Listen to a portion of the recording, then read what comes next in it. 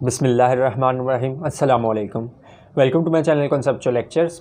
आज का हमारा टॉपिक है graphical analysis of motion. Topic number 2.5 है हमारा चैप्टर नंबर 2 का। तो स्टार्ट करते हैं। सबसे पहले आती है ग्राफ की डेफिनेशन कि हमें बताना चाहिए ग्राफ होता क्या है बेसिकली। तो ग्राफ एक बेसिकली ये एक पिक्चर की फॉर्म में हमारे पास रिप्रेजेंटेशन होती है। जैसे एक पिक्चर होती है ना कि कोई भी ये इस तरह से जैसे कोई ग्राफ बना हुआ है, ये ऐसा पिक्टोरियल रिप्रेजेंटेशन होती है जिसमें हम कोई भी इंफॉर्मेशन को शेयर करते हैं। ठीक है, एक पिक्टोरियल वे में कोई भी इंफॉर्मेशन को शेयर करना, इसको हम ग्राफ कहते हैं। कि कोई भी इंफॉर्मेशन जब पिक्टोरियल वे में रिप्रेजेंट हुई हो उसको हम ग्राफ कहते हैं। तो pictorial way of representing information is called graph. तो अब ये कौन सी इंफॉर्मेशन होगी? ये बेसिकली वो इंफॉर्मेशन होती है जो डिस्क्राइब करती है एक रिलेशन को। कौन सी इन्फॉर्मेशन? जो कि एक रिलेशन को डिस्क्राइब करती है दो क्वांटिटीज़ के बारे में। अब वो दो क्वांटिटीज़ के बारे में जो रिलेशन ये बताती है, अब वो दो क्वांटिटीज़ की तरफ आ जाते हैं हम कि जिन दो क्वांटिटीज़ के दरमियान ये रिलेशन बताती है हमें वो दो क्वांटिटीज़ कैसी होती हैं। तो वो दो क्वांटिटीज़ जो सी हैं, एक डिपेंडेंट हो सकती है और एक इंडिपेंडेंट। एक डिपेंडेंट और एक इंडिपेंडेंट। तो ग्राफ बेसिकली इसमें इंफॉर्मेशन होती है जो कि रिलेशन बताती है दो क्वांटिटीज़ का। अब ये दो क्वांटिटीज़ एक एक्स एक्सिस पे होगी और एक वाई एक्सिस पे, इन दोनों के दरमियान जो रिलेशन होगा उसको पिक्टोरियल फॉर्म में रिप्रेजेंट करना ग्राफ होता है। तो बेसिकली इससे हमें क्या पता चलता है? इंफॉर्मेशन मिलती है कि दो क्वांटिटीज़ का दरमियान कैसा रिलेशन है, दो क्वांटिटीज़ के दरमियान कैसा रिलेशन है। अब वो दो क्वांटिटीज़ दो तरह की मैंने आपको बताई, एक डिपेंडेंट और एक इंडिपेंडेंट। अब डिपेंडेंट क्वांटिटीज़ कौन सी होती हैं? डिपेंडेंट क्वांटिटीज़ वो होती हैं जो दूसरों पर डिपेंड करती हैं, और इंडिपेंडेंट क्वांटिटीज़ जो वो होती हैं जो कि दूसरे पर डिपेंड नहीं करती, जो कि इंडिपेंडेंट है। जबकि डिपेंडेंट जो सी है वो इंडिपेंडेंट के ऊपर डिपेंड करती है, और इंडिपेंडेंट के चेंज होने से डिपेंडेंट जो सी है वो चेंज हो जाती है। तो हम बेसिकली एक्स एक्सिस पे वो वाली क्वांटिटीज़ लेते हैं जो कि इंडिपेंडेंट होती हैं, और वाई एक्सिस पे हम वो वाली क्वांटिटीज़ लेते हैं जो कि डिपेंड कर रही होती हैं। फॉर एग्जांपल अगर हम बात करें टाइम की, तो टाइम जो सा वो किसी पे डिपेंड नहीं होता, वो हमेशा इंक्रीज़ ही हो रहा होता है, बढ़ता रहता है। जब वक्त के साथ साथ जो सा वो गुजरता रहता है, इंक्रीज़ होता रहता है। तो जो वो जो सी है वो इंडिपेंडेंट क्वांटिटी है। तो इसको हम एक्स एक्सिस पे लेते हैं, जबकि वाई एक्सिस पे हम डिपेंडेंट क्वांटिटीज़ लेते हैं जो कि मतलब जिनका हमने रिलेशन फाइंड करना है टाइम के साथ। फॉर एग्जांपल अगर हम बात करें डिस्टेंस की, स्पीड की, एक्सेलरेशन की, जो भी मतलब क्वांटिटी है जो कि टाइम पे डिपेंड करती है। जैसे टाइम के साथ साथ जो सी है मौसम चेंज हो रहा है, स्पीड किसी कोई कार मूव कर रही है तो टाइम के साथ कभी उसकी स्पीड तेज़ होती है, कभी उसकी स्पीड कम होती है, तो स्पीड हम ले सकते हैं एक्सिस पे। तो ये ग्राफ डिफरेंट चीज़ों के दरमियान होते हैं। तो बेसिकली दो चीज़ों का ये रिलेशन बताते हैं, डिपेंडेंट और इंडिपेंडेंट का। और डिपेंडेंट कौन सी है? जो कि डिपेंड करती है इंडिपेंडेंट क्वांटिटी के ऊपर, और इंडिपेंडेंट क्वांटिटी के चेंज होने से डिपेंडेंट क्वांटिटी भी चेंज होती है। तो बेसिकली ये दो क्वांटिटीज़ के दरमियान इन्फॉर्मेशन थी। अब आते हैं हम नेक्स्ट टॉपिक की तरफ जो कि है हमारा डिस्टेंस टाइम ग्राफ। अब डिस्टेंस टाइम ग्राफ में जैसे मैंने आपको बताया दो क्वांटिटीज़ हैं, एक डिस्टेंस और एक टाइम। तो अगर हम एक ग्राफ ड्रा करें एक्स एक्सिस और वाई एक्सिस पे, तो आपको मैंने अभी बताया है ये जो टाइम है ये इंडिपेंडेंट क्वांटिटी है जो कि एक्स एक्सिस पे ड्रा होगी, और जो डिस्टेंस है वो डिपेंड कर रहा है तो वो वाई एक्सिस पे ड्रा होगा। एस से डिनोट करते हैं डिस्टेंस को, टाइम को टी से। अब इन दोनों के दरमियान जो भी रिलेशन होगा उससे हमें किस तरह की मालूमात मिल सकती हैं? बेसिकली जो डिस्टेंस टाइम ग्राफ है ये हमें मेनली मोशन के बारे में बताता है कि मोशन किस तरह की हो रही है, उसकी मतलब बेसिकली ये स्पीड को बताता है हमें। ये जो डिस्टेंस टाइम ग्राफ है इससे हमें जो इन्फॉर्मेशन मिलती है वो हमें वेलोसिटी की मिलती है या स्पीड की मिलती है। अब वो कैसे मिलती है? जैसे मैंने आपको बताया कि दो क्वांटिटीज़ के दरमियान ग्राफ जो है वो रिलेशन बताता है हमें, रिलेशन उनके दरमियान रिलेशन कैसा है उसके बारे में इंफॉर्मेशन मिलती है। तो यहाँ पे जो दो क्वांटिटीज़ हैं वो कौन सी हैं? वो डिस्टेंस और टाइम है। अब डिस्टेंस और टाइम अगर हम इनको डिवाइड करें, जैसे डिस्टेंस डिवाइडेड बाय टाइम, तो ये आपको पता है कि किसका फार्मूला होता है? S over T. ये हमारे पास फार्मूला होता है स्पीड का या वेलोसिटी का। जैसे हमने पढ़ा हुआ है ना, यूनिट मीटर पर सेकंड, ये किसका यूनिट होता है? वेलोसिटी का। तो अब बेसिकली ये जो हमें इंफॉर्मेशन देता है, ये जो डिस्टेंस टाइम ग्राफ है, वो हमें इंफॉर्मेशन देता है स्पीड की। अब अगर हम यहाँ पे कंसीडर कर लें कि एक ऐसी बॉडी है जो कि स्ट्रेट लाइन में मूव कर रही है, तो कोई भी ऑब्जेक्ट जो है वो स्ट्रेट लाइन में मूव करेगा, तो उसका आपको पता है डिस्टेंस और डिस्प्लेसमेंट दोनों सेम ही होते हैं। एक बॉडी है, इस पॉइंट से, ये पॉइंट ए है, इस पॉइंट बी पॉइंट पे मूव कर रही है, तो इसका डिस्टेंस भी यही होगा और डिस्प्लेसमेंट भी यही होगा, क्योंकि शॉर्टेस्ट डिस्टेंस भी यही है और वो डिस्टेंस यही कवर करके जा रहा है। तो इसका अगर स्ट्रेट लाइन मोशन हम कंसीडर करें तो उसमें डिस्टेंस और डिस्प्लेसमेंट दोनों इक्वल होते हैं या सेम होते हैं। इनको हम इंटरचेंजेबली यूज़ कर सकते हैं। और इसी तरह से जो स्पीड है वो भी स्ट्रेट लाइन मोशन में स्पीड और वेलोसिटी, वो भी उनको भी हम इंटरचेंजेबली यूज़ कर सकते हैं, स्पीड या वेलोसिटी, इनको भी हम इंटरचेंजेबली यूज़ कर सकते हैं, क्योंकि आपको पता है डिस्प्लेसमेंट जहाँ पे होगा वहाँ पे वेलोसिटी होगी, जहाँ पे डिस्टेंस होगा वहाँ पे स्पीड होगी। तो डिस्टेंस और डिस्प्लेसमेंट सेम हो गए हैं, तो उसी तरह स्पीड और वेलोसिटी भी सेम हो गए हैं। किस केस में? ये सिर्फ स्ट्रेट लाइन के केस में है। जब भी स्ट्रेट लाइन मूवमेंट होगी, स्ट्रेट लाइन मोशन होगी, तब डिस्टेंस और डिस्प्लेसमेंट या स्पीड और वेलोसिटी दोनों सेम हो जाएंगे।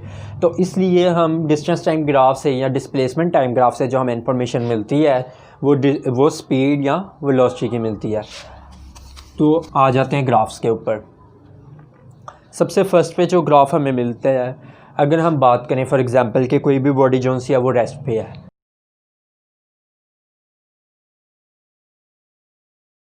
कि एक बॉडी है वो रेस्ट पे है, पड़ी हुई है।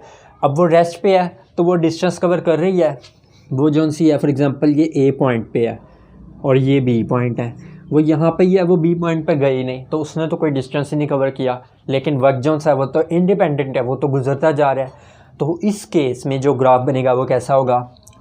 वो एक स्ट्रेट लाइन होगा, क्योंकि यहाँ पे टाइम जो सा है वो तो इंक्रीज़ कर रहा है और डिस्टेंस जो सा है वो इंक्रीज़ नहीं कर रहा। डिस्टेंस जो सा ए का है वही रहेगा, जो ए पॉइंट है, हमने अगर चलना ए पॉइंट से शुरू किया तो वो वही डिस्टेंस रहेगा, जबकि टाइम जो सा इंक्रीज़ हो रहा है। तो जब भी कोई भी ऑब्जेक्ट या बॉडी रेस्ट पे होगी तो उसका जो ग्राफ बनेगा वो एक स्ट्रेट लाइन होगा, और वो स्ट्रेट लाइन किसके पैरेलल होगी? वो एक्स एक्सिस के या टाइम के पैरेलल होगी।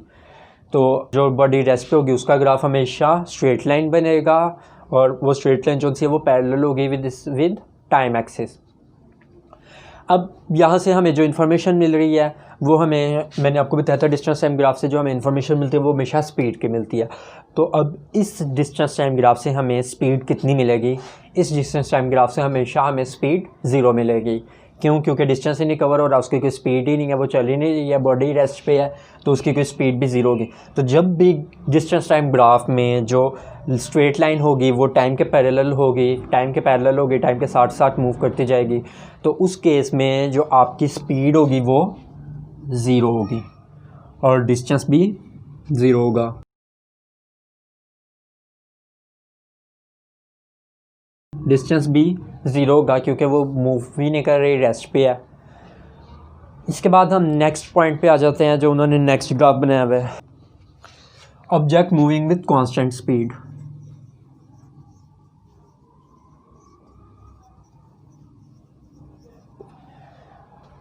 अब एक ऑब्जेक्ट है वो कांस्टेंट स्पीड पे मूव कर रहा है। कांस्टेंट स्पीड का मतलब क्या है, सबसे पहले ये समझ लेते हैं। कांस्टेंट स्पीड का मतलब ये है कि उसकी जो डिस्टेंस है वो इक्वली चेंज हो रहा है with respect to time, equal interval of time के साथ इक्वल इंटरवल ऑफ डिस्टेंस जो सा चेंज हो रहा है। फॉर एग्जांपल 5 सेकंड में अगर 5 मीटर डिस्टेंस कवर हुआ है तो 10 सेकंड में 10 मीटर डिस्टेंस ही कवर होगा। इक्वल इंटरवल्स ऑफ टाइम के साथ इक्वल इंटरवल्स ऑफ डिस्टेंस, ये हमारे पास जो सा है डिस्टेंस ट्रैवल हो रहा है। इक्वल इंटरवल ऑफ टाइम के साथ equal interval of distance is covered. इसको हम कहते हैं कि ये कांस्टेंट स्पीड है, वो कांस्टेंट स्पीड होगी। तो अगर हम इसका ग्राफ बनाएं तो इसका जो ग्राफ बनेगा वो हमेशा वो भी स्ट्रेट लाइन होगा, लेकिन वो इस ओरिजिन से शुरू होगा और वो इन दोनों के दरमियान ऐसे स्ट्रेट लाइन होगी।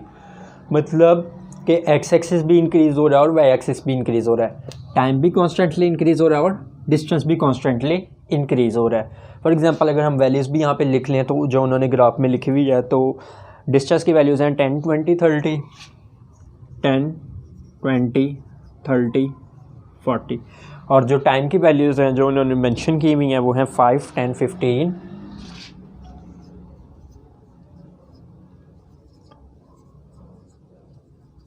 And so on. ये टाइम जोन है ये सेकंड्स में है।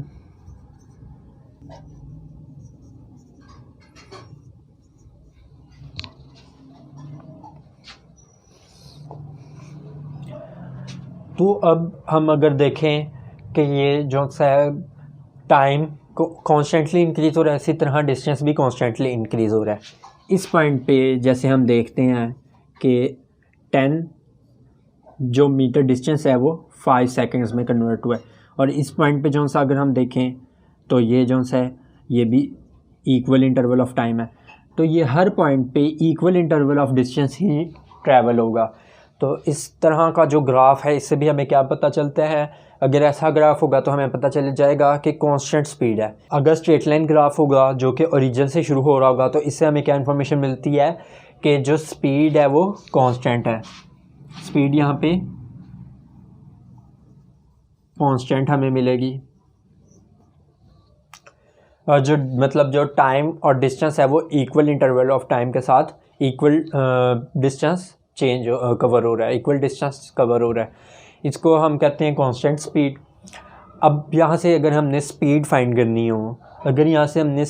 करनी हो, तो इसकी स्पीड हमें कैसे पता चलेगी? इसकी स्पीड फाइंड करने के लिए हम इस स्ट्रेट लाइन के ऊपर 2 पॉइंट्स लगाएंगे, या मतलब इसकी हम स्लोप फाइंड करेंगे। तो आते हैं इसके ऊपर कि अगर हम इसकी स्लोप फाइंड करें, स्लोप कैसे फाइंड करेंगे? तो इसके ऊपर 2 पॉइंट्स ड्रा करने हैं। ये 10 फॉर एग्जांपल, इसको हमने ए पॉइंट कह दिया, और एक 30 के ऊपर इसको उन्होंने बी पॉइंट कह दिया। अब बेसिकली जो कांस्टेंट स्पीड है, जो डिस्टेंस टाइम ग्राफ में है, जो अगर कांस्टेंट स्पीड हो, इस तरह का ग्राफ हो जिससे हमें पता चल रहा हो कि कांस्टेंट स्पीड है, इक्वल इंटरवल ऑफ टाइम के साथ इक्वली डिस्टेंस जो है वो कवर हो रहा है, तो इससे हमें जो स्पीड अगर हमने फाइंड करनी हो वो हम कैसे करेंगे? इसकी स्पीड फाइंड करने के लिए हमने इस ग्राफ की स्लोप ढूंढनी पड़ती है। डिस्टेंस टाइम ग्राफ में जो कांस्टेंट स्पीड है उसकी अब हमने जब स्पीड फाइंड करनी है, उसकी स्पीड फाइंड करने के लिए स्लोप फाइंड करते हैं हम। तो इसकी स्पीड किसकी इक्वल होगी? स्लोप के। अब स्लोप क्या होती है? स्लोप बेसिकली वाई एक्सिस का distance divided by x axis का डिस्टेंस होता है। जो एक्स एक्सिस का डिस्टेंस और उस डिस्टेंस को वाई एक्सिस के उतने ही डिस्टेंस के साथ डिवाइड करते हैं, उससे हमें स्लोप मिल जाती है। किसी भी ग्राफ की स्लोप फाइंड करने का तरीका ये है कि उस ग्राफ के ऊपर 2 पॉइंट्स लगा दें। जिस तरह हमने ये ए और बी पॉइंट लगाए हैं, हमने 2 पॉइंट्स लगा लिए। अब हमने इनके एक्स और वाई एक्सिस की वैल्यूज़ फाइंड करनी होती है। फॉर एग्जांपल ये इसकी एक्स एक्सिस वाई एक्सिस की वैल्यू है 10 और इसकी है 30, और इसी तरह से अगर हम इसकी एक्स एक्सिस की वैल्यू फाइंड करें जो कि बुक वालों ने जो उनसे दी हुई हैं वो 5, और बी पॉइंट की जो उन्होंने दी हुई है वो है 15।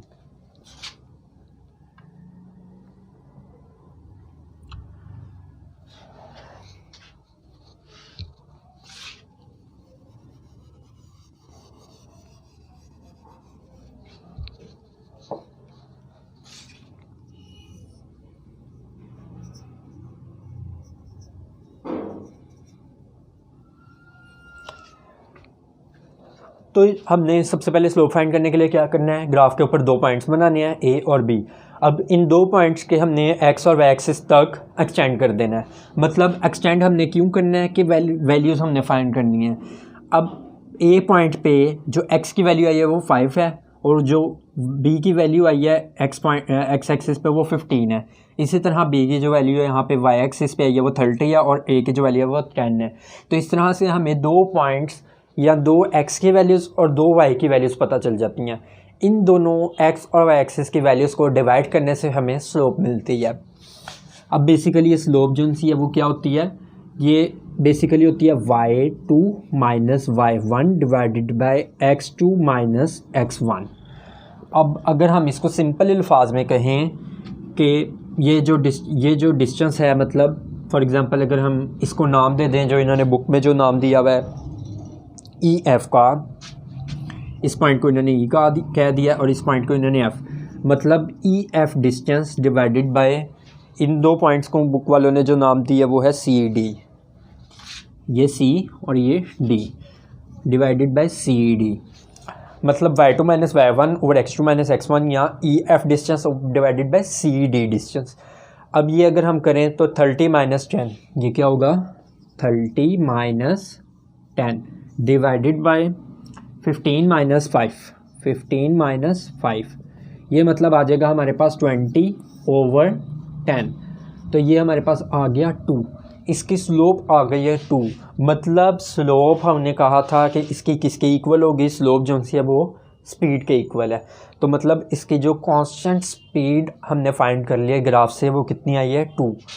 तो ये बेसिकली स्पीड हमारे पास जो सी है वो कितनी मिल गई है हमें 2 मीटर पर सेकेंड। अब इसकी स्लोप जो सी है वो स्पीड के इक्वल कैसे है, इसका भी रीज़न आपको पता चल गया होगा, क्योंकि हमने वाई एक्सिस को एक्स एक्सिस के ऊपर डिवाइड किया। वाई एक्सिस के ऊपर क्या था डिस्टेंस, वाई एक्सिस के ऊपर डिस्टेंस था,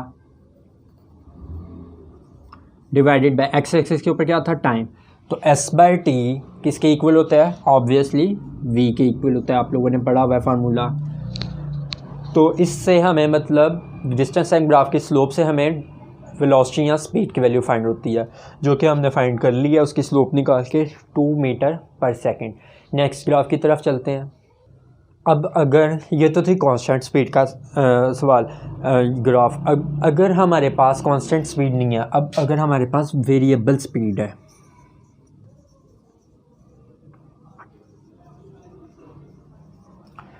वेरिएबल स्पीड का मतलब क्या है कि ये कांस्टेंट नहीं है, कॉन्स्टेंटली चेंज हो रही है, कभी ज़्यादा हो जाती है कभी कम हो जाती है। तो इस तरह की जो स्पीड होती है इसको हम वेरिएबल स्पीड कहते हैं। तो इसका जो ग्राफ बनेगा वो स्ट्रेट लाइन बिल्कुल भी नहीं होगा, इसका जो ग्राफ होगा वो एक कर्व की शेप बनेगी। फॉर एग्जांपल इन्होंने जो ग्राफ बनाया हुआ है वो ऐसा बनाया हुआ है, तो इस तरह का ग्राफ, इस ग्राफ से भी आपको अब रिप्रेजेंट हो जाता है कि ये जो ग्राफ है ये कांस्टेंट ग्राफ नहीं है, ये वेरिएबल स्पीड का ग्राफ है। मतलब इसकी स्पीड जो सी पहले इंक्रीज़ हो रही थी, फिर बहुत ज़्यादा तेज़ हो, डिस्टेंस कवर कर लिया उसने, बहुत ज़्यादा स्पीड तेज़ हो गई, फिर स्लो होगी स्पीड, फिर स्लो होगी, फिर तेज़ होगी। मतलब यहाँ पे स्पीड ज़्यादा थी और यहाँ पे स्पीड कम थी। तो इस तरह से स्पीड कभी ज़्यादा हो रही है कभी कम हो रही है, इसको हम कहते हैं वेरिएबल स्पीड का या वेरिएबल डिस्टेंस टाइम ग्राफ।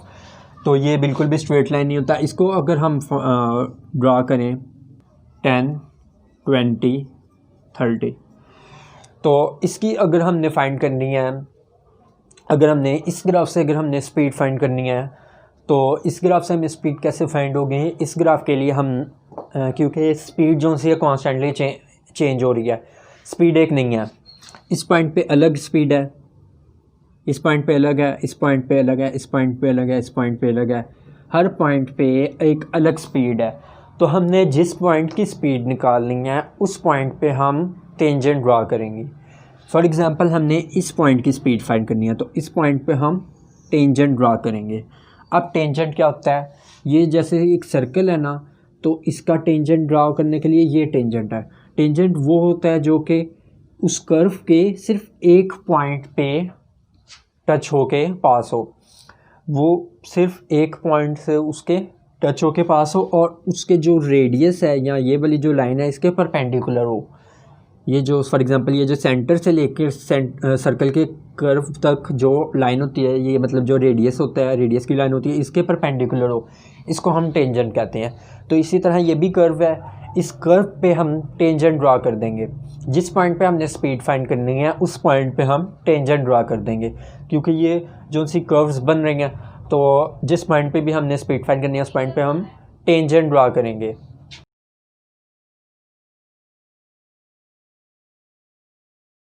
अब फॉर एग्जांपल हमने इस पॉइंट पे टेंजेंट ड्रा कर दिया, इस पॉइंट की हमने स्पीड फाइंड करनी है। अब इस पॉइंट पे हमने टेंजेंट ड्रा कर दिया। अब टेंजेंट ड्रा करने के बाद हम क्या करेंगे, टेंजेंट ड्रा करने के बाद इसकी स्लोप निकालेंगे, और स्लोप जो सी आपको पता है वो किसके इक्वल होती है, स्पीड के। स्पीड किसके इक्वल होती है आपके पास, स्लोप के, जैसे हमने पिछले ग्राफ में किया। तो उसी तरह इसी वेरिएबल ग्राफ की हम टेंजेंट ड्रा करेंगे जिस पॉइंट की हमने स्पीड फाइंड करनी है। जैसे इस पॉइंट पे अगर हमने स्पीड फाइंड करनी है तो इसका हम टेंजेंट ड्रा करेंगे, इसी तरह इस पॉइंट का टेंजेंट ड्रा करेंगे, और फिर उस टेंजेंट लाइन का हम स्लोप फाइंड करेंगे और उस स्लोप से हमें स्पीड मिलेगी। तो अब हमने कि स्लोप कैसे फाइंड करनी है, वो बिल्कुल वही तरीका जो हमने पिछले सवाल में यूज़ किया था कि हम दो पॉइंट्स कंसीडर करेंगे। फॉर एग्जांपल हमने ये पॉइंट और ये पॉइंट कंसीडर कर लिया। अब इन दोनों पॉइंट्स की हम उसके बाद एक्स और वाई एक्सिस की वैल्यूज़ फाइंड करते हैं, इसकी एक्स और वाई एक्सिस की वैल्यूज़। तो स्लोप का आपको पता है फार्मूला किसके इक्वल होता है, y2 minus y1 over x2 minus x1। तो इसकी जो y2 की वैल्यू है वो है 30 और y1 की वैल्यू 0 माइनस 0 ओवर x2 की वैल्यू जो सी है वो 15 माइनस x1 की वैल्यू 5। ये जो 5 वैल्यू, ये जो हमने ड्रा किया, ये हमने इसलिए करते हैं ताकि हमें वैल्यूज़ फाइंड हो जाएं। ये जैसे हमने इस पॉइंट से ये जो फाइंड की लाइन ड्रा की लाइन, ये बेसिकली इसलिए करते हैं ताकि हमें x2 और x1 की और y2 और y1 की वैल्यूज़ फाइंड हो सके। इसलिए हम इस टेंजेंट पे दो पॉइंट्स को कंसीडर करते हैं। तो अब हमने ये वैल्यूज़ फाइंड कर ली। तो 30 माइनस 0 होता है हमारे पास 30 और 15 माइनस 5 होता है हमारे पास 10। तो 30 ओवर 10 3 मीटर पर सेकेंड, ये हमारे पास आ गई स्पीड या वेलोसिटी। तो ये सिंपल से हमने 3 ग्राफ पढ़े हैं कि डिस्टेंस टाइम ग्राफ से सबसे पहले तो हमने ग्राफ पढ़ा है कि ग्राफ से हमें इंफॉर्मेशन मिलती है, कोई भी दो क्वांटिटीज़ के दरमियान रिलेशन कैसे है उसकी इंफॉर्मेशन मिलती है। दो क्वांटिटीज़ कौन सी हैं, एक इंडिपेंडेंट होती है जो कि एक्स एक्सिस पे हम लेते हैं यूजुअली, और एक डिपेंडेंट होती है जो कि इंडिपेंडेंट के चेंज होने से ख़ुद भी चेंज होती है। तो उसके बाद इन दो क्वांटिटीज़ का रिलेशन जो है उसको हम ग्राफ कहते हैं। इसके बाद हमने डिस्टेंस टाइम ग्राफ पढ़ा है। डिस्टेंस टाइम ग्राफ से हमें जो इन्फॉर्मेशन मिलती है वो यूजुअली जो सी है वो स्पीड की मिलती है। इसमें हमने उसके बाद हमने जो पढ़े थे 3 तरह के ग्राफ पढ़े हैं कि एक तो अगर ऑब्जेक्ट रेस्ट पे होगा तो जो सी है वो स्ट्रेट लाइन ग्राफ बनेगी पैरेलल टू एक्स एक्सिस या पैरेलल टू टाइम एक्सिस। उसके बाद उससे जो हमें स्पीड की इन्फॉर्मेशन मिलेगी वो स्पीड वो 0 होगी। और सेकंड हमने जो ग्राफ पढ़ा है वो कांस्टेंट स्पीड का ग्राफ है, जो जिसमें जो सा डिस्टेंस है वो इक्वल इंटरवल ऑफ टाइम के साथ इक्वल इंटरवल ऑफ डिस्टेंस वही कवर होगा, उसको हम कांस्टेंट स्पीड कहते हैं। और उसका जो सा ग्राफ है वो स्ट्रेट लाइन ग्राफ बनेगा ओरिजिन से शुरू होकर। नेक्स्ट हमने थर्ड ग्राफ जो सा पढ़ा है वो वेरिएबल ग्राफ पढ़ा है, जो कि जिसमें स्पीड कभी चेंज हो रही है, कभी आहिस्ता हो रही है, कभी फास्ट हो रही है, कभी स्लो हो रही है। तो इस तरह से जो चेंजिंग स्पीड है उसका जो ग्राफ बनेगा वो जो स्ट्रेट लाइन बिल्कुल भी नहीं होगा वो ऐसे कर्व होगा। और इसकी स्पीड हमने कैसे फाइंड करनी है, इसके लिए हमने जिस पॉइंट पे स्पीड फाइंड करनी है उस पॉइंट पे टेंजेंट ड्रा करेंगे और उस टेंजेंट की स्लोप फाइंड करेंगे। स्लोप फाइंड करने का क्या तरीका है, हमने वो पढ़ा है कि उसका फार्मूला आता है y2 माइनस y1 और x2 माइनस x1। ये बेसिकली दो पॉइंट्स हैं जो कि हमने कंसीडर करने हैं ग्राफ के ऊपर, और फिर उनके x1 और x1 x2 और y2 y1 इनकी वैल्यूज़ फाइंड करनी है और फार्मूले में पुट करके हमें स्लोप मिलेगी। स्लोप से हमें स्पीड या वेलोसिटी की इन्फॉर्मेशन मिलेगी। उम्मीद है आपको वीडियो पसंद आई होगी। मेरा चैनल ज़रूर सब्सक्राइब कर दें और वीडियो को लाइक कर दें। Thank you so much.